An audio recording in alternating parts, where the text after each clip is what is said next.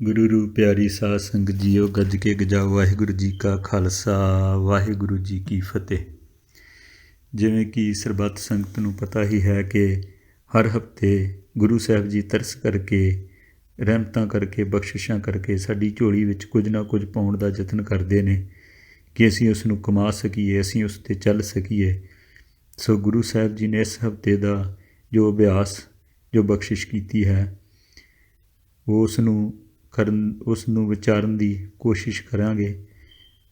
ਸੋ ਅਭਿਆਸ 'ਤੇ ਗੁਰੂ ਪਿਤਾ ਜੀ ਦੇ ਹਰ ਸ਼ਬਦ, ਹਰ ਪੰਕਤੀ ਬਹੁਤ ਹੀ ਡੂੰਘੀ ਲੱਗਦੀ ਹੈ, ਪਰ ਜਿੰਨਾ ਕੁ ਵੀ ਉਤੋਂ ਜਿੰਨਾ ਕੁ ਵੀ ਅੱਖਰੀ ਅਰਥ ਦੀ ਵਿਚਾਰ ਹੋ ਸਕੇ ਉਨਾ ਕੁ ਕਰਨ ਦੀ ਕੋਸ਼ਿਸ਼ ਕਰਾਂਗੇ। ਗੁਰੂ ਸਾਹਿਬ ਜੀ ਨੇ, ਆਪ ਜੀ ਸਰਬੱਤ ਸੰਗਤਾਂ ਨੂੰ ਪਤਾ ਹੀ ਹੈ ਕਿ ਇਸ ਸ਼ਬਦਾਂ ਦੀ ਵਿਚਾਰ ਕੋਈ ਕਰ ਨਹੀਂ ਸਕਦਾ, ਕਿਉਂਕਿ ਬਹੁਤ ਡੂੰਘੇ ਸ਼ਬਦ ਹਨ।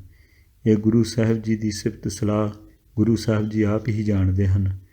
ਸੋ ਅਸੀਂ ਜਿੰਨਾ ਕੁ ਵੀ ਇਹਨਾਂ ਸ਼ਬਦਾਂ ਦਾ ਜਿੰਨਾ ਕੁ ਵੀ ਅੱਖਰੀ ਅਰਥ ਕਰ ਸਕਦੇ ਹਾਂ, ਉਸ ਦੀ ਕੋਸ਼ਿਸ਼ ਕਰਾਂਗੇ ਵੀ ਗੁਰੂ ਸਾਹਿਬ ਜੀ ਕੀ ਬਖਸ਼ਿਸ਼ ਕਰਦੇ ਨੇ, ਕੀ ਸਮਝਾਉਂਦੇ ਨੇ।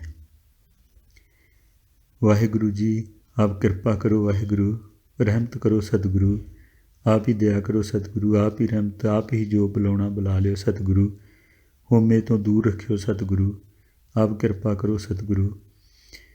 ਗੁਰੂ ਸਾਹਿਬ ਜੀ ਇੰਝ ਲੱਗਦਾ ਹੈ ਕਿ ਐਵੇਂ ਬਖਸ਼ਿਸ਼ ਕਰਦੇ ਹਨ। ਸ਼ਲੋਕ ਮਹੱਲਾ ਪਹਿਲਾ। ਪਹਿਲੇ ਪਾਤਸ਼ਾਹ ਸਤਿਗੁਰੂ ਜੀ ਐਵੇਂ ਬਖਸ਼ਿਸ਼ ਕਰਦੇ ਨੇ। ਮੁਸਲਮਾਨਾ ਸਿਫਤ ਸਰੀਅਤ, ਪੜ੍ਹ ਪੜ੍ਹ ਕਰਹਿ ਵਿਚਾਰ, ਬੰਦੇ ਸੇ ਜੇ ਪਵੇ ਵਿੱਚ ਬੰਦੀ, ਵੇਖਣ ਕੋ ਦੀਦਾਰ। ਸੋ ਗੁਰੂ ਸਾਹਿਬ ਜੀ ਐਵੇਂ ਸਮਝਾਉਣਾ ਕਰਦੇ ਹਨ ਕਿ ਜੋ ਮੁਸਲਮਾਨਾ ਸਿਫਤ ਸਰੀਅਤ, ਪੜ੍ਹ ਪੜ੍ਹ ਕਰੇ ਵਿਚਾਰ, ਕਿ ਇੱਥੇ ਜੇ ਅਸੀਂ ਭਾਵ ਇੱਕ ਆਪਣੇ ਆਪ ਨੂੰ ਛੱਡ ਕੇ ਜੇ ਧਿਆਨ ਮੁਸਲਮਾਨਾਂ 'ਤੇ ਲੈ ਜਾਵਾਂਗੇ ਤਾਂ ਮੈਨੂੰ ਲੱਗਦਾ ਹੈ ਕਿ ਮੇਰੀ ਇਹ ਬਹੁਤ ਕਮਜ਼ੋਰੀ ਹੋਊਗੀ, ਕਿਉਂਕਿ ਮੈਂ ਆਪਣੇ ਆਪ ਨੂੰ ਬਚਾ ਕੇ ਅਤੇ ਧਿਆਨ ਮੁਸਲਮਾਨਾਂ 'ਤੇ ਲੈ ਗਿਆ। ਪਰ ਇੱਥੇ ਗੱਲ ਮੁਸਲਮਾਨ, ਹਿੰਦੂ, ਜੋਗੀ, ਸਿੱਖ, ਈਸਾਈ ਕਿਸੇ ਦੀ ਨਹੀਂ ਆ।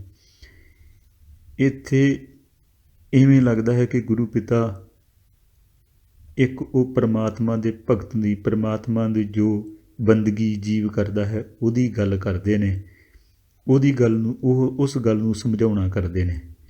ਉਹਦੇ ਵਿੱਚ ਕੋਈ ਵੀ ਹੋਵੇ, ਚਾਹੇ ਮੁਸਲਮਾਨ ਹੋਵੇ, ਚਾਹੇ ਹਿੰਦੂ ਹੋਵੇ, ਚਾਹੇ ਸਿੱਖ ਵੀ ਹੋਵੇ, ਈਸਾਈ ਹੋਵੇ, ਕੋਈ ਵੀ ਧਰਮ ਹੋਵੇ, ਉਸ ਨੂੰ ਇੰਝ ਲੱਗਦਾ ਹੈ ਕਿ ਗੁਰੂ ਪਿਤਾ ਹਰ ਜੀਅ ਨੂੰ ਸਮਝਾਉਣਾ ਕਰ ਰਹੇ ਨੇ। ਸੋ ਗੁਰੂ ਪਿਤਾ ਇਸ ਤਰ੍ਹਾਂ ਸਮਝਾ ਰਹੀ ਹੈ ਕਿ ਜਿਵੇਂ ਕਿ ਗੁਰੂ ਪਿਤਾ ਮੁਸਲਮਾਨਾਂ ਸਿਫਤ ਸਰੀਅਤ, ਵੀ ਉਹਨਾਂ ਦੇ ਜਿਹੜੇ ਮੁਸਲਮਾਨਾਂ ਦੇ ਜਿਹੜੇ ਨੇ ਉਹ ਸਿਫਤਾਂ, ਉਹ ਆਪਣੀ ਸ਼ਰ੍ਹਾ ਦੇ ਮੁਤਾਬਕ ਉਹ ਸਿਫਤ ਸਲਾਹ ਕਰਦੇ ਨੇ, ਆਪਣੀ ਸ਼ਰ੍ਹਾ ਦੇ ਮੁਤਾਬਕ ਚੱਲਦੇ ਨੇ ਅਤੇ ਪੜ੍ਹ ਪੜ੍ਹ ਕਰੇ ਵਿਚਾਰ, ਉਹਨਾਂ ਦੇ ਵਿਚਾਰਾਂ ਕਰਦੇ ਨੇ ਪੜ੍ਹ ਪੜ੍ਹ ਕੇ। ਪਰ ਕਿਹੜੀ ਵਿਚਾਰ? ਉਹ ਇੱਕੋ ਇੱਕ ਵਿਚਾਰ, ਕਿਉਂਕਿ ਰਾਰੇ ਨੂੰ ਔਂਕੜ ਹੋਣ ਕਰਕੇ ਐਵੇਂ ਲੱਗਦਾ ਹੈ ਕਿ ਇੱਕੋ ਇੱਕ ਵਿਚਾਰ ਦੀ ਗੱਲ ਕਰਦੇ ਨੇ। ਉਹ ਕਿਹੜੀ ਗੱਲ ਕਰਦੇ ਨੇ ਕਿ ਜੋ ਵੀ ਮੁਸਲਮਾਨ ਹੈ ਉਹ ਇਸ ਸ਼ਰ੍ਹਾ ਦੇ ਹੀ ਅਧੀਨ, ਸਿਰਫ ਇੱਕੋ ਵਿਚਾਰ ਹੈ ਕਿ ਇਸ ਸ਼ਰ੍ਹਾ ਦੇ ਅਧੀਨ ਹੀ ਰਵੇਗਾ, ਇਸ ਸ਼ਰ੍ਹਾ ਦੇ ਅਧੀਨ ਹੀ ਚੱਲੇਗਾ, ਅਤੇ ਬੰਦੇ ਸੇ ਜੇ ਪਵੇ ਵਿੱਚ ਬੰਦੀ, ਵੇਖਣ ਕੋ ਦੀਦਾਰ। ਜਿਹੜਾ ਵੀ ਬੰਦਾ ਇਸ ਰਸਤੇ 'ਤੇ ਤੁਰੂਗਾ, ਜਿਹੜਾ ਵੀ ਜੀਅ ਇਸ ਰਸਤੇ 'ਤੇ, ਇਸ ਬੰਦਸ਼ ਦੇ ਵਿੱਚ, ਇਸ ਬੰਧਨਾਂ ਦੇ ਵਿੱਚ ਚੱਲੂਗਾ, ਉਹਨੂੰ ਹੀ ਪਰਮਾਤਮਾ ਦੇ ਦੀਦਾਰ ਹੋਣਗੇ। ਹੁਣ ਜਦੋਂ ਗੁਰੂ ਪਿਤਾ ਜੀ ਇੱਥੇ ਵੇਖੀਏ ਕਿ ਮੁਸਲਮਾਨ ਭਰਾ ਉਹਨੂੰ ਮੁਸਲਮਾਨ ਮੰਨਦੇ ਨੇ ਕਿ ਜਿਹੜੇ ਉਹ ਸ਼ਰ੍ਹਾ ਦੇ ਅਧੀਨ ਚੱਲੇ। ਪਰ ਜਦੋਂ ਇਸ ਸ਼ਰ੍ਹਾ ਦੇ ਅਧੀਨ ਚੱਲਣ ਦੇ, ਉਹ ਸ਼ਰ੍ਹਾ ਹੈ ਕੀ, ਮੁਸਲਮਾਨ ਹੈ ਕੀ? ਜਿਵੇਂ ਖਾਲਸਾ ਜੀ ਸਮਝਾਉਂਦੇ ਹਨ ਕਿ ਮੁਸਲਮਾਨ ਉਹ ਕਿ ਜਿਹਦਾ ਈਮਾਨ ਮੁਸੱਲਮ ਹੋਵੇ। ਸੋ ਜਿਵੇਂ ਗੁਰੂ ਪਿਤਾ ਜੀ ਵੀ ਉਹ ਸਮਝਾਉਂਦੇ ਨੇ ਕਿ ਜੇ ਤਰ੍ਹਾਂ ਉਹ ਕਿਹੜੀ ਸ਼ਰ੍ਹਾ ਵਾ ਜਿਹਦੇ ਅਧੀਨ ਚੱਲਣਾ ਨੇ।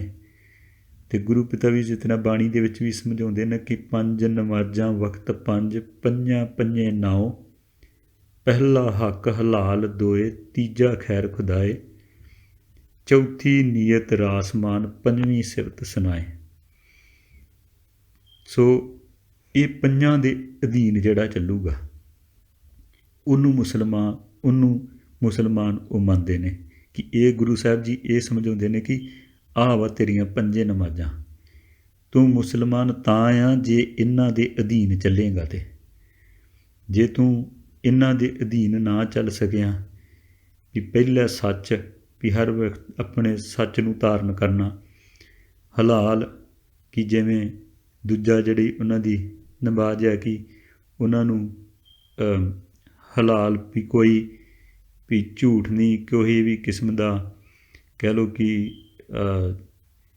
ਸੱਚ 'ਤੇ ਚੱਲਣਾ, ਅਤੇ ਖੈਰ ਖੁਦਾਏ ਦੀ ਖੈਰ ਉਹਦੀ ਗੁਰੂ ਪਿਤਾ ਦੀ ਉਹਦੀ ਪਹਿਲਾ ਹੱਕ ਹਲਾਲ ਦੋਏ, ਤੀਜੀ ਖੈਰ ਖੁਦਾਏ, ਵੀ ਤੀਜੇ ਉਹ ਆ ਕਿ ਜਿਹਦੇ ਵਿੱਚ ਤੁਸੀਂ ਉਸ ਸਤਿਗੁਰੂ ਦੀ, ਉਸ ਪਰਮਾਤਮਾ ਦੀ, ਉਹਦੀ ਹਰ ਇੱਕ ਦੀ ਉਹਦੇ ਰੂਪ ਜਾਣ ਕੇ ਹਰ ਇੱਕ ਦਾ ਭਲਾ ਮੰਗਣਾ,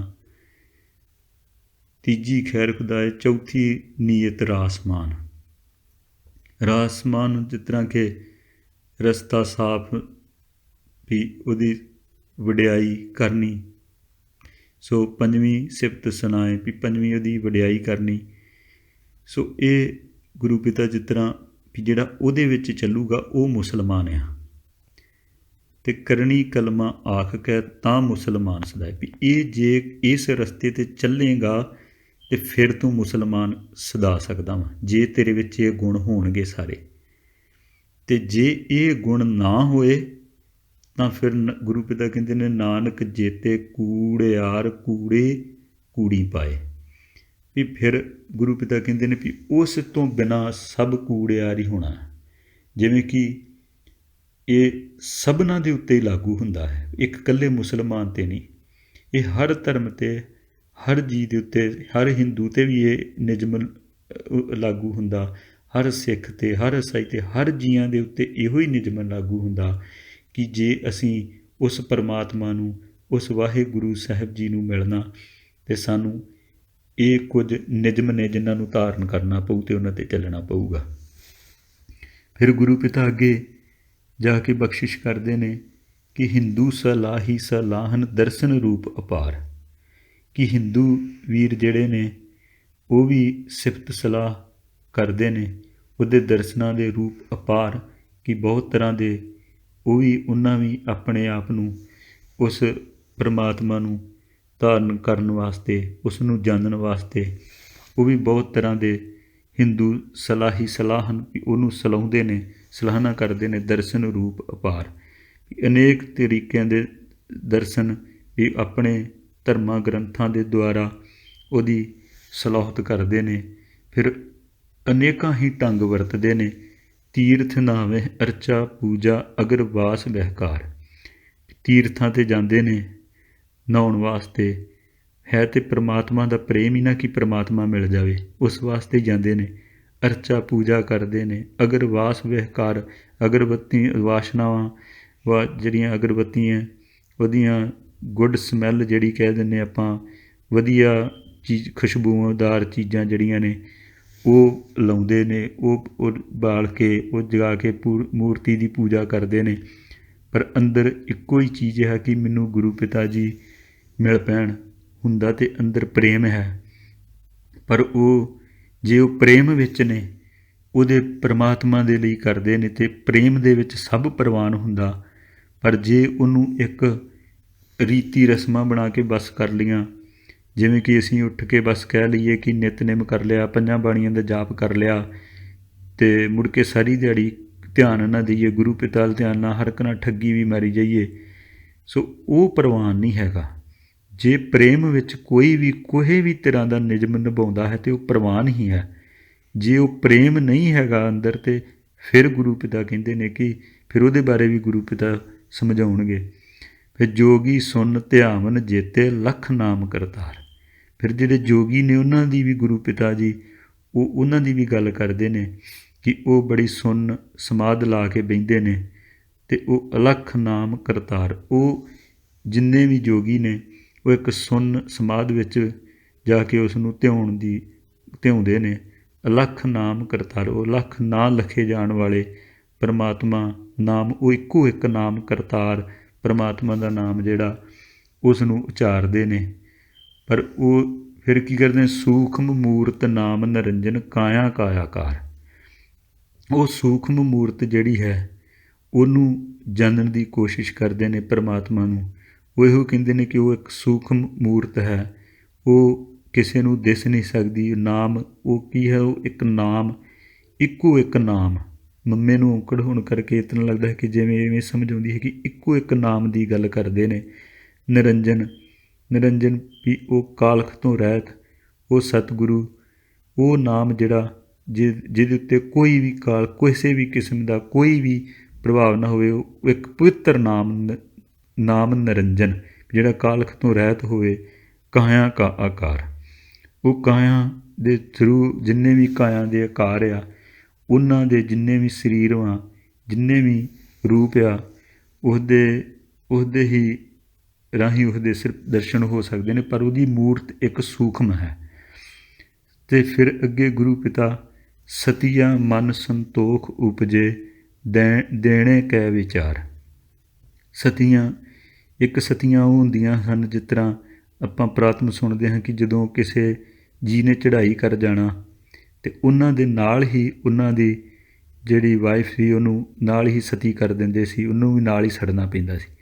ਪਰ ਇੱਥੇ ਸਤੀਆਂ ਗੁਰੂ ਪਿਤਾ ਜੀ ਸ਼ਬਦ ਵਰਤਦੇ ਨੇ ਦਾਨੀਆਂ ਦੀ, ਜਿਹੜੇ ਦਾਨ ਕਰਦੇ ਨੇ। ਜਿਹੜੇ ਦਾਨ ਕਰਦੇ ਨੇ ਗੁਰੂ ਪਿਤਾ ਸਮਝਾਉਂਦੇ ਨੇ ਕਿ ਸਤੀਆ ਮਨ ਸੰਤੋਖ ਉਪਜੇ, ਉਹਨਾਂ ਦੇ ਮਨ 'ਚ ਦਾਨ ਕਰਕੇ ਸੰਤੋਖ ਉਪਜਦਾ। ਦੇਣੇ ਕੇ ਵਿਚਾਰ, ਉਹ ਦੇਣ ਦੀ ਵਿਚਾਰ ਕਰਦੇ ਨੇ ਹਰ ਵੇਲੇ ਵੀ ਕਿੱਥੇ ਦਾਨ, ਕੀ ਕਰਨਾ, ਕਿਸ ਤਰ੍ਹਾਂ ਕਰਨਾ। ਹੁਣ ਦਾਨੀ ਗੁਰੂ ਪਿਤਾ ਜੀ ਹੈ ਕੀ ਆ? ਸੋ ਜਦੋਂ ਦਾਨੀ ਵੱਲ ਵੇਖੀਦਾ ਹੈ ਕਿ ਜਿਨ੍ਹਾਂ ਦੇ ਮਨ 'ਚ ਸੰਤੋਖ ਉਪਜਦਾ, ਉਹ ਕਿਹੜਾ ਦਾਨੀ ਹੈ? ਉਹ ਦਾਨੀ ਵੇਖੀਏ ਤਾਂ ਫਿਰ ਗੁਰੂ ਪਿਤਾ ਜੀ ਇਸ ਤਰ੍ਹਾਂ ਲੱਗਦਾ ਕਿ ਇਸ ਤਰ੍ਹਾਂ ਸਮਝਾਉਂਦੇ ਨੇ ਕਿ ਉਹ ਦਾਨੀ ਉਹਨੂੰ ਕਿਹਾ ਜਾਂਦਾ ਹੈ ਕਿ ਜਿਸ ਤਰ੍ਹਾਂ ਮੰਨ ਲਓ ਕਿ ਜਿਹਨੇ ਇੱਕ ਇੱਕ ਸਵਾਸ ਆਪਣਾ ਦਾਨ ਕਰ ਦੇਵੇ, ਜਿਹੜਾ ਲੁਕਾਈ ਦੇ ਉੱਤੋਂ ਇੱਕ ਇੱਕ ਸਵਾਸ ਵਾਰ ਦੇਵੇ, ਇੱਕ ਇੱਕ ਆਪਣਾ ਸੁੱਖ ਜਿਹੜਾ ਵਾ ਸੰਸਾਰ ਵਾਸਤੇ ਵਾਰ ਦੇਵੇ। ਉਹ ਛੋਟੇ ਜਿਹੇ ਘਰ ਵਾਸਤੇ, ਜਿਸ ਤਰ੍ਹਾਂ ਮੈਂ ਆਪਣੇ ਵੱਲ ਵੇਖਾਂ ਅਤੇ ਮੇਰੇ ਵਾਂਗੂ ਛੋਟੇ ਜਿਹੇ ਘਰ ਨੂੰ ਇੱਕ ਆਪਣਾ ਘਰ ਬਣਾ ਕੇ, ਛੋਟੇ ਜਿਹੇ ਪਰਿਵਾਰ ਨੂੰ ਇੱਕ ਆਪਣਾ ਪਰਿਵਾਰ ਸਮਝ ਕੇ, ਅਤੇ ਜੇਕਰ ਉਹਦੇ ਵਿੱਚੋਂ ਕੋਈ ਥੋੜ੍ਹਾ ਬਾਹਲਾ ਕਹੇ ਕਿ ਮੈਂ ਦਾਨ ਕਰਨਾ ਵਾ, ਸੋ ਮੈਂ ਮੈਂ ਅੱਜ ਦਾਨ ਕਰ ਦਿੱਤਾ ਵਾ, ਅਤੇ ਉਹਨੂੰ ਦਾਨੀ ਨਹੀਂ ਕਹਿੰਦੇ। ਗੁਰੂ ਪਿਤਾ ਕਹਿੰਦੇ ਨੇ ਤੇਰਾ ਇੱਕ ਇੱਕ ਸਵਾਸ ਦਾਨ ਹੋਣਾ ਚਾਹੀਦਾ। ਸੋ ਇੱਕ ਇੱਕ ਸਵਾਸ ਤੇਰਾ ਸੇਵਾ ਵਿੱਚ ਹੋਣਾ ਚਾਹੀਦਾ, ਤੇਰੀ ਸੇਵਾ ਬਣਨੀ ਚਾਹੀਦੀ ਆ। ਜੇ ਤੂੰ ਉਹ ਇੱਕ ਇੱਕ ਸਵਾਸ, ਇੱਕ ਇੱਕ ਹਰ ਇੱਕ ਨੂੰ ਆਪਣਾ ਮੰਨੇਗਾ ਅਤੇ ਤੂੰ ਦਾਨੀ ਫਿਰ ਹੋ ਸਕਦਾ। ਇੱਕ ਮਾਇਆ ਦੇ ਕੇ ਕਿਸੇ ਨੂੰ ਅਤੇ ਅਸੀਂ ਦਾਨੀ ਨਹੀਂ ਇਕੱਲੇ ਬਣ ਸਕਦੇ। ਜਿਵੇਂ ਕਿ ਅਸੀਂ ਐਸੇ ਹੀ ਹਫ਼ਤੇ ਵਿਚਾਰ ਹੋ ਰਹੀ ਸੀ ਕਿ ਜਿਵੇਂ ਬੱਚਿਆਂ ਦੀ ਕਲਾਸ ਲੱਗੀ ਸੀ ਅਤੇ ਇਸ ਚੀਜ਼ ਬਾਰੇ ਵਿਚਾਰ ਹੋ ਰਹੀ ਸੀ। ਸੋ ਜੀਆਂ ਨੇ ਬਹੁਤ ਆਪਣਾ ਵਿੱਚ ਉਹਦੇ ਉਦਮ, ਆਪਣੀ ਮਿਹਨਤ ਦਾ ਰੰਗ ਵਿਖਾ ਰਹੇ ਸੀ ਅਤੇ ਦਿਖ ਰਿਹਾ ਸੀ ਕਿ ਕਿੱਥੋਂ ਤੱਕ ਜੀਵ ਜਦੋਂ ਗੁਰੂ ਪਿਤਾ ਨੇ ਨਾਲ ਤੁਰੀਦਾ ਅਤੇ ਕਿਸ ਤਰ੍ਹਾਂ ਗੁਰੂ ਪਿਤਾ ਕਿਵੇਂ ਕਿਵੇਂ ਸੋਝੀ ਬਖਸ਼ਦੇ ਨੇ, ਦਾਨੀ ਕੀ ਹੁੰਦਾ। ਸੋ ਜਦੋਂ ਕੋਈ ਵੀ ਜੀ ਸਾਨੂੰ ਮਿਲਦਾ ਅਤੇ ਅਸੀਂ $1-2 ਦੇ ਕੇ ਅਤੇ ਅਸੀਂ ਕਹਿ ਦਿੰਦੇ ਹਾਂ ਕਿ ਅਸੀਂ ਦਾਨ ਕਰ ਦਿੱਤਾ। ਜੇ ਕੋਈ ਹੋਮਲੈਸ ਜਿਸ ਤਰ੍ਹਾਂ ਸਾਨੂੰ ਕੋਈ ਮਿਲ ਜਾਵੇ ਤਾਂ ਅਸੀਂ $1-2 5 ਦੇ ਕੇ ਅਸੀਂ ਕਹਿ ਦਿੰਦੇ ਕਿ ਅਸੀਂ ਦਾਨ ਕਰਤਾ। ਪਰ ਦਾਨ ਵੀ ਜਿਸ ਤਰ੍ਹਾਂ ਬਹੁਤ ਸੋਚ ਸਮਝ ਕੇ ਕਰਨਾ, ਕਿ ਜਿਵੇਂ ਖਾਲਸਾ ਜੀ ਹੁਣੀ ਸਮਝਾਉਂਦੇ ਹੁੰਦੇ ਕਿ ਕਿਸ ਦਾਨ ਦੇ ਕੇ ਤੁਸੀਂ ਇਹ ਵੀ ਵੇਖਣਾ ਕਿ ਕਿਸੇ ਦਾ ਲਾਲਚ ਤਾਂ ਨਹੀਂ ਜਗਾ ਰਹੇ, ਕਿ ਜੇ ਤੁਸੀਂ ਕਿਸੇ ਨੂੰ ਮਾਇਆ ਭੇਜ ਰਹੇ ਆ ਅਤੇ ਇਹ ਮਾਇਆ ਕੋਈ ਕਿਸ ਤਰੀਕੇ ਨਾਲ ਵਰਤ ਰਿਹਾ, ਕਿਸ ਢੰਗ ਨਾਲ ਵਰਤ ਰਿਹਾ, ਉਹਦੇ ਬਾਰੇ ਵੀ ਸਾਨੂੰ ਜ਼ਰੂਰ ਪਤਾ ਹੋਣਾ ਚਾਹੀਦਾ, ਉਹਦੇ ਬਾਰੇ ਵੀ ਜਾਣਨਾ ਚਾਹੀਦਾ ਕਿ ਵਾਕਿਆ ਜੋ ਮੈਂ ਦਾਨ ਦੇ ਰਿਹਾ ਸਹੀ ਬੰਨੇ ਲੱਗ ਰਿਹਾ ਕਿ ਨਹੀਂ ਲੱਗ ਰਿਹਾ। ਕਿ ਅਸੀਂ ਉਹਨਾਂ ਜੀਆਂ ਨੂੰ ਆਲਸੀ ਤਾਂ ਨਹੀਂ ਬਣਾ ਰਹੇ, ਅਸੀਂ ਉਹਨਾਂ ਨੂੰ ਜੀਆਂ ਨੂੰ ਦਲਿੱਦਰੀ ਤਾਂ ਨਹੀਂ ਬਣਾ ਰਹੇ, ਅਸੀਂ ਉਹਨਾਂ ਨੂੰ ਲਾਲਚੀ ਤਾਂ ਨਹੀਂ ਬਣਾ ਰਹੇ ਜਿਨ੍ਹਾਂ ਨੂੰ ਦਾਨ ਦੇ ਰਹੇ ਹਾਂ। ਜਿਨ੍ਹਾਂ ਨੂੰ ਅਸੀਂ ਆਪਣਾ ਦਸਵੰਧ ਦੇ ਰਹੇ ਹਾਂ, ਇਹ ਚੀਜ਼ਾਂ ਵੀ ਸਾਨੂੰ ਵਿਚਾਰਨੀਆਂ ਚਾਹੀਦੀਆਂ। ਜੇਕਰ ਅਸੀਂ ਉਹਨਾਂ ਨੂੰ ਇਹ ਲਾਲਚੀ ਬਣਾਈ ਜਾ ਰਹੇ ਹਾਂ ਅਤੇ ਇਹ ਵੀ ਸਾਡਾ ਦਾਨ ਨਹੀਂ ਆ। ਇਹ ਵੀ ਅਸੀਂ ਇੱਕ ਆਪਣੇ ਆਪ ਤੋਂ ਗਲੋਂ ਗਲਾਂ ਲਾਉਂਦੇ ਕਿ ਲੋੜਵੰਦ ਨੂੰ ਖੋਜਣਾ, ਆਪ ਖੋਜਣਾ। ਜਿਵੇਂ ਕਿ ਮੰਨ ਲਓ ਕਿ ਹੋਮਲੈਸ ਹੀ ਮਿਲ ਗਿਆ ਅਤੇ ਉਹਨੂੰ ਜੋ ਪੁੱਛਾਂਗੇ ਆਪਾਂ ਵੀ ਕਿਉਂ ਤੂੰ ਖੜ੍ਹਾ, ਅਤੇ ਉਹਨੇ ਮੋਸਟਲੀ ਸਾਈਨ ਲੈ ਕੇ ਖੜ੍ਹਾ ਹੁੰਦਾ ਕਿ ਮੈਂ ਹੰਗਰੀ ਹਾਂ, ਮੈਨੂੰ ਫੂਡ ਚਾਹੀਦਾ। ਉਹਨੂੰ ਨਾਲ ਖੜ੍ਹ ਕੇ ਉਹਨੂੰ ਫੂਡ ਉੱਥੋਂ ਆਪ ਲੈ ਕੇ ਦੇਵੇ, ਉਹਨੂੰ ਪੈਸੇ ਨਹੀਂ ਦੇਣੇ। ਉਹਨੂੰ ਕੋਸ਼ਿਸ਼ ਕਰਨੀ ਜੋ ਉਹਦੀ ਨੀਡ ਆ। ਜੇ ਉਹ ਕਹਿੰਦਾ ਮੈਨੂੰ ਭੁੱਖ ਲੱਗੀ ਆ, ਉਹਨੂੰ ਭੁੱਖ, ਜਿਸ ਤਰ੍ਹਾਂ ਕਿ ਜਿਵੇਂ ਕਿ ਇੱਕ ਜੀਅ ਮਿਲਿਆ ਕਹਿੰਦਾ ਮੇਰੇ ਕੋਲ ਗੈਸ ਨਹੀਂ ਆ, ਮੈਨੂੰ 5-10 ਡਾਲਰ ਦੇ ਦਿਓ ਅਤੇ ਮੈਂ ਗੈਸ ਪਵਾ ਲਾਂ। ਅਤੇ ਉਹਨੂੰ ਆਖੇ ਵੀ ਚੱਲ ਮੈਂ ਤੇਰੇ ਪੇ ਕਰ ਦਿੰਦਾ ਗੈਸ ਦੇ, ਤੂੰ ਗੈਸ ਪਵਾ ਲਾ। ਜਦੋਂ ਆਪਾਂ ਪੈਸੇ ਦਿੰਦੇ ਹਾਂ ਅਤੇ ਉਹਦੇ ਗਲਤ ਵੀ ਵਰਤੋਂ ਕਰਦੇ ਨੇ, ਗਲਤ ਵੀ ਯੂਜ ਕਰਦੇ ਨੇ। ਸੋ ਇਹਨਾਂ ਚੀਜ਼ਾਂ ਦਾ ਵੀ ਜਿਸ ਤਰ੍ਹਾਂ ਵੀ ਥੋੜ੍ਹਾ ਧਿਆਨ ਰੱਖਣ ਦੀ ਸਾਨੂੰ ਬਹੁਤ ਲੋੜ ਆ ਵੀ ਉਹ ਦਾਨੀ ਹੁੰਦਾ ਕੀ। ਸਤੀਆਂ ਮਨ ਸੰਤੋਖ ਉਪਜੇ, ਉਹਦੇ ਮਨ 'ਚ ਹੀ ਸੰਤੋਖ ਉਪਜੇ। ਦੇਣੇ ਕਹਿ ਵਿਚਾਰ ਕਿ ਉਹ ਦਾਨ ਜਿੱਥੇ ਕਿੱਥੇ ਦੇਣਾ ਉਹਦੀ ਵਿਚਾਰ ਕਰਦੇ ਨੇ ਵੀ ਕਿੱਥੇ ਕਿੱਥੇ ਦਾਨ ਦੇਣਾ ਵਾ। ਉਹ ਕੁਝ ਦਾਨੀ ਲੋਕ ਵੀ ਸੰਸਾਰ 'ਤੇ ਹਨ ਜਿਹੜੇ ਉਸ ਦਾਨ ਕਰਕੇ ਅਤੇ ਆਪਣੇ ਆਪ ਨੂੰ ਅੰਦਰ ਨੂੰ ਸੰਤੋਖ ਮਹਿਸੂਸ ਕਰਦੇ ਨੇ। ਸੋ ਦੇ ਮੰਗੇ ਸਹਿਸਾ ਗੁਣਾ ਸੋਭ ਕਰੇ ਸੰਸਾਰ।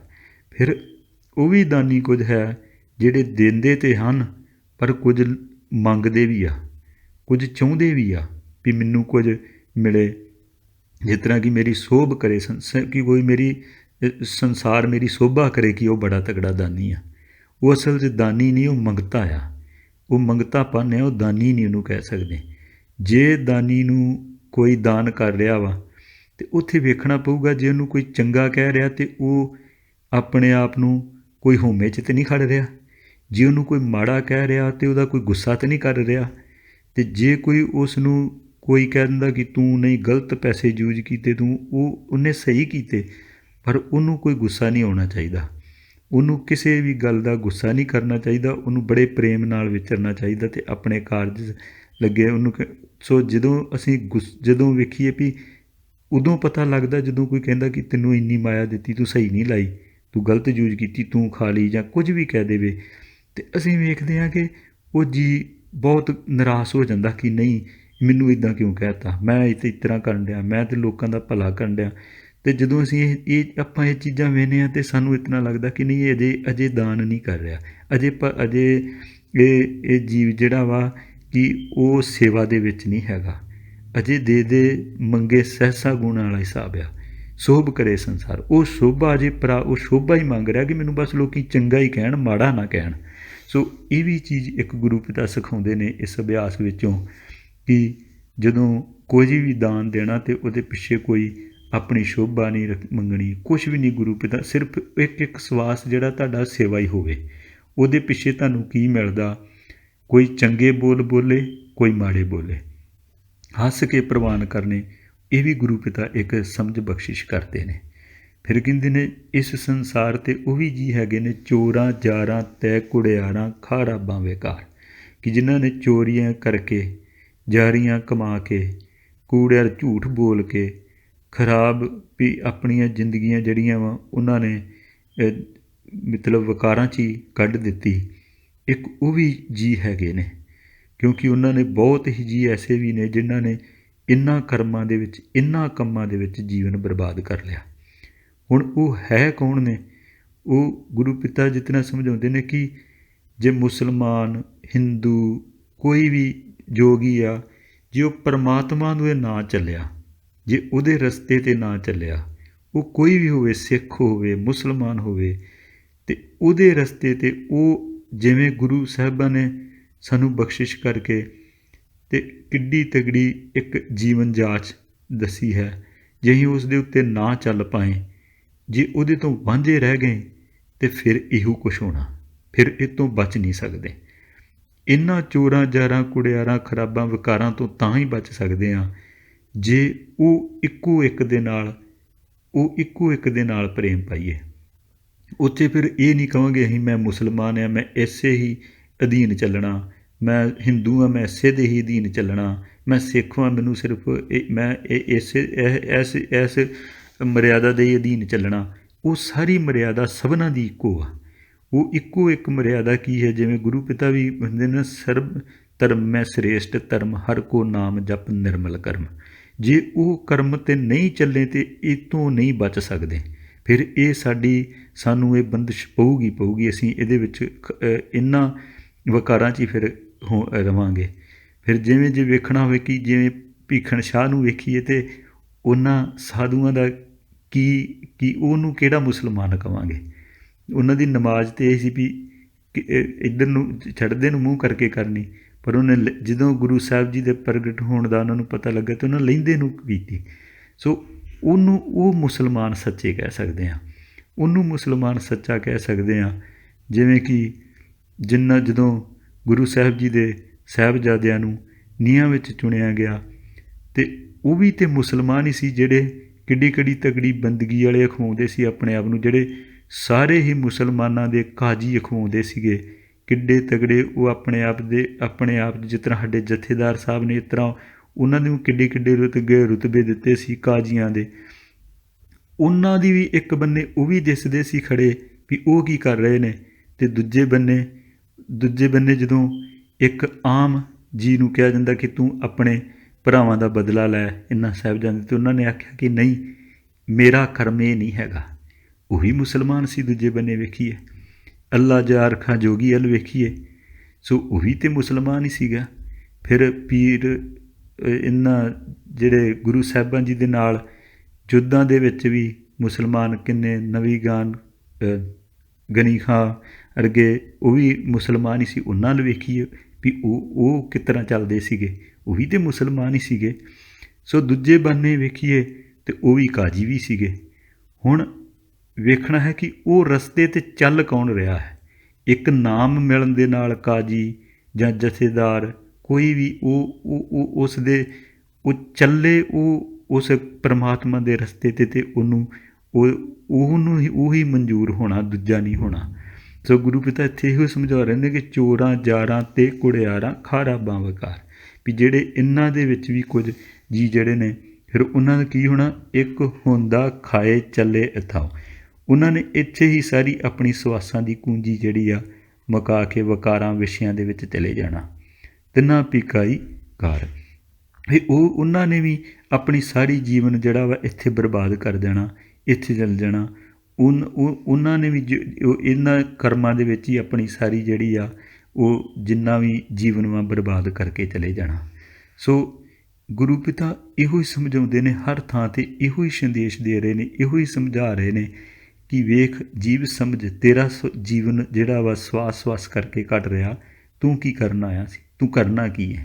ਇਹਨਾਂ ਦੀਆਂ ਉਦਾਹਰਨਾਂ ਦੇ ਕੇ ਗੁਰੂ ਸਾਹਿਬ ਜੀ ਸਾਨੂੰ ਸਮਝਾ ਰਹੇ ਨੇ, ਸਾਨੂੰ ਤੋਰ ਰਹੇ ਨੇ ਵੀ ਤੁਸੀਂ ਕਿੱਦਾਂ ਕਰਨਾ ਵਾ। ਫਿਰ ਜਲ ਥਲ ਜੀਆਂ ਪੁਰੀਆਂ ਲੋਆਂ ਆਕਾਰਾਂ ਆਕਾਰ, ਕਿ ਕਿੰਨੇ ਜਲਾਂ ਦੇ ਵਿੱਚ, ਥਲਾਂ ਦੇ ਵਿੱਚ ਜੀ, ਪੁਰੀਆਂ ਲੋਆਂ ਦੇ ਵਿੱਚ ਆਕਾਰਾਂ ਆਕਾਰ, ਵੀ ਕਿੰਨੇ ਇਹ ਜੀ ਜਿਹੜੇ ਆ ਰਹਿਣ ਵਾਲੇ ਨੇ, ਸਭ ਜਿੰਨੇ ਵੀ ਇਹ ਬੇਅੰਤ ਤਰ੍ਹਾਂ ਦੇ ਲੋਕ ਜਿਹੜੇ ਨੇ ਰਹਿ ਰਹੇ ਨੇ। ਸੋ ਓਏ ਜੇ ਆਖੇ ਸੋ ਤੂੰ ਹੈ ਜਾਣੇ, ਤਿੰਨਾ ਵੀ ਤੇਰੀ ਸਾਰ। ਉਹ ਜੋ ਵੀ ਕਹਿੰਦੇ ਨੇ ਗੁਰੂ ਪਿਤਾ ਇਸ ਤਰ੍ਹਾਂ ਸਮਝਾਉਂਦੀ ਹੈ ਕਿ ਜਿਸ ਤਰ੍ਹਾਂ ਓਏ ਜੇ ਆਖੇ ਸੋ ਤੂੰ ਹੈ ਜਾਣੇ, ਉਹਨਾਂ ਦੀ ਵੀ ਤੂੰ ਜਾਣਦਾ ਵਾਂ ਘੱਟ ਦੇ ਅੰਤਰ ਕੀ ਜਾਣਤ, ਭਲੇ ਬੁਰੇ ਕੀ ਪੀਰ ਪਛਾਣਤ। ਉਹ ਜੋ ਸਾਰਾ ਕੁਝ ਜੋ ਵੀ ਕੋਈ ਕਹਿੰਦਾ ਵਾ, ਜੋ ਵੀ ਕੋਈ ਉਹਦੇ ਅੰਦਰੋਂ ਉਪਜਦਾ ਵਾ, ਉਹ ਗੁਰੂ ਪਿਤਾ ਤੂੰ ਹੀ ਜਾਣਦਾ ਉਹਨਾਂ ਦੀ।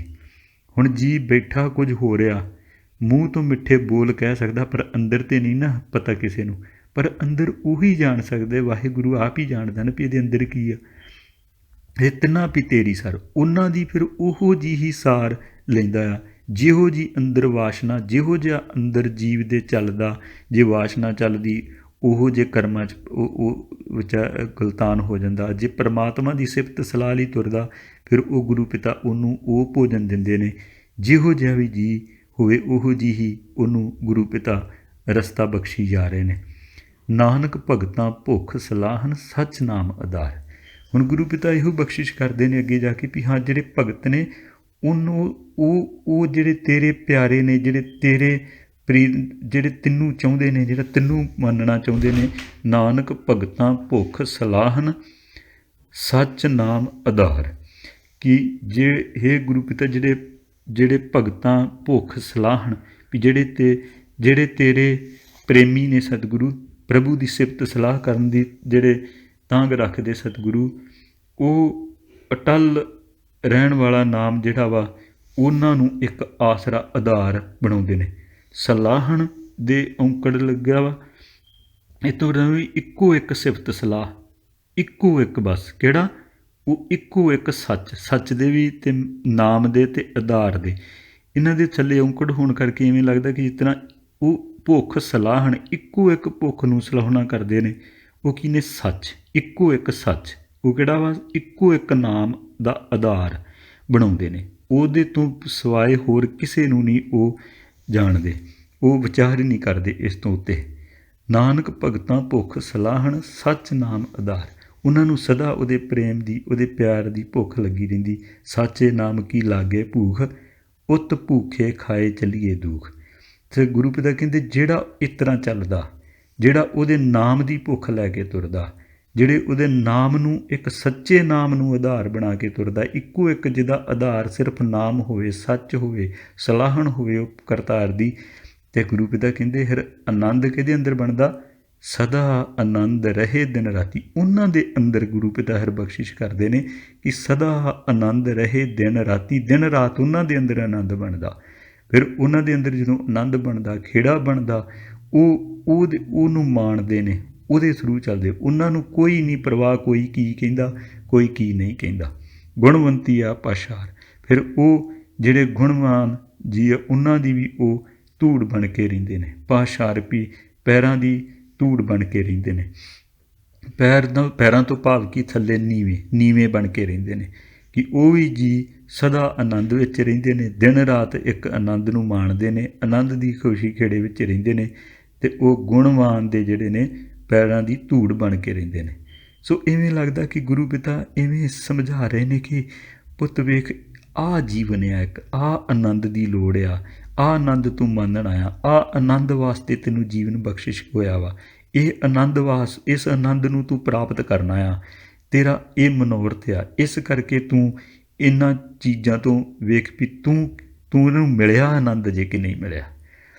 ਹੁਣ ਮੈਂ ਵੇਖਾਂ ਅਤੇ ਮੈਂ ਆਪਣੇ ਵੱਲ ਵੇਖਾਂ ਕਿ ਮੈਨੂੰ ਆਨੰਦ ਮਿਲਿਆ ਜੇ ਕਿ ਨਹੀਂ ਮਿਲਿਆ। ਅਤੇ ਜਦੋਂ ਮੈਂ ਵੇਖਣਾ ਕਿ ਗੁਰੂ ਪਿਤਾ ਨਹੀਂ, ਅਜੇ ਇਹ ਆਨੰਦ ਨਹੀਂ ਮਿਲਿਆ ਦਿਨ ਰਾਤ ਵਾਲਾ, ਅਜੇ ਉਹ ਗੁਣਵੰਤੀ ਆ ਪਛਾੜ ਕੇ, ਅਤੇ ਮੈਂ ਅਜੇ ਕਿੱਥੇ ਗੁਣਵਾਨ ਦੇ ਮੈਂ ਧੂੜ ਬਣਦਾ, ਅਜੇ ਤਾਂ ਮੈਂ ਆਪਣੇ ਆਪ ਨੂੰ ਬਣਾ ਰਿਹਾ, ਅਜੇ ਤਾਂ ਮੈਂ ਆਪਣੇ ਆਪ ਨੂੰ ਸ਼ੋ ਅਪ ਕਰ ਰਿਹਾ ਵੀ ਮੈਂ ਬਹੁਤ। ਪਰ ਗੁਰੂ ਪਿਤਾ ਕਹਿੰਦੇ ਨੇ ਕਿ ਜੇ ਤੂੰ ਆਪਣੇ ਆਪ ਨੂੰ ਬਣਾਏਗਾ ਅਤੇ ਫਿਰ ਉਹੀ ਹਾਲ ਆ ਕਿ ਜਿਹੜਾ ਗੁਰੂ ਪਿਤਾ ਕਹਿੰਦੇ ਨੇ ਨਾ ਕਿ ਚੋਰਾਂ ਜਾਰਾਂ ਅਤੇ ਕੁੜਿਆਰਾਂ ਖਰਾਬਾਂ ਵਿਕਾਰ, ਉਹ ਫਿਰ ਵਿਕਾਰਾਂ 'ਚ ਹੀ ਜੀਵਨ ਜਾਊਗਾ ਤੇਰਾ।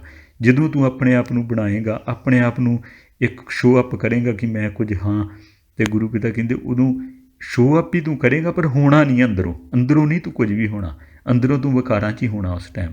ਸੋ ਇਹੋ ਅਰਦਾਸ ਹੈ, ਬੇਨਤੀ ਹੈ ਸਤਿਗੁਰੂ ਦੇ ਚਰਨਾਂ ਅੱਗੇ, ਗੁਰੂ ਪਿਤਾ ਜੀਓ ਆਪ ਜੀ ਦਇਆ ਕਰੋ, ਸਤਿਗੁਰੂ ਰਹਿਮਤ ਕਰੋ, ਸਤਿਗੁਰੂ ਆਪ ਕਿਰਪਾ ਕਰਕੇ ਜਿਹੜਾ ਸ਼ੀਸ਼ਾ ਸਾਨੂੰ ਵਿਖਾਲ ਰਹੇ ਹੋ ਵੀ ਆਹ ਗੁਰਸਿੱਖੀ, ਆਹ ਹਰ ਇੱਕ ਜੀ ਦਾ, ਮੁਸਲਮਾਨ ਦਾ, ਹਿੰਦੂ ਦਾ, ਜੋਗੀਆਂ ਦਾ, ਜਿੰਨੇ ਵੀ ਦਾਨੀ, ਜੋ ਹਰ ਇੱਕ ਜੀਵ ਨੂੰ ਇਹੋ ਹੀ ਵਿਖਾਲ ਰਹੇ ਨੇ ਕਿ ਇਸ ਆਨੰਦ ਦੀ ਪ੍ਰਾਪਤੀ ਕਰਨੀ ਆ, ਇਹ ਆਨੰਦ ਨੂੰ ਪ੍ਰਾਪਤ ਹੋਣਾ ਵਾ। ਉਹ ਜਿਹੜਾ ਸਦਾ ਆਨੰਦ ਰਹੇ ਦਿਨ ਰਾਤੀ, ਗੁਣਵੰਤੀ ਆ ਪਛਾੜ, ਉਹ ਤਾਂ ਹੋਣਾ ਵਾ ਕਿ ਅਸੀਂ ਉਹ ਇੱਕ ਧੂੜ ਬਣ ਕੇ ਬਹੁਤ ਨੀਵੇਂਪਨ ਬਣ ਕੇ ਰਵਾਂਗੇ। ਅਤੇ ਗੁਰੂ ਪਿਤਾ ਇੰਨੀ ਕੁ ਸੋਝੀ ਬਖਸ਼ਦੇ ਨੇ। ਸੋ ਬੇਅੰਤ ਭੁੱਲਾਂ ਹੋ ਜਾਂਦੀਆਂ, ਸੋ ਗੁਰੂ ਸਾਹਿਬ ਜੀ ਬਖਸ਼ਣਯੋਗ ਹੋ। ਸੋ ਸਰਬੱਤ ਸੰਗਤ ਨੇ ਬਖਸ਼ ਲੈਣਾ, ਬੇਅੰਤ ਭੁੱਲਾਂ ਨੂੰ ਨਾ ਚਿਤਾਰਨਾ। ਸੋ ਵਾਹਿਗੁਰੂ ਜੀ ਕਾ ਖਾਲਸਾ, ਵਾਹਿਗੁਰੂ ਜੀ ਕੀ ਫਤਿਹ।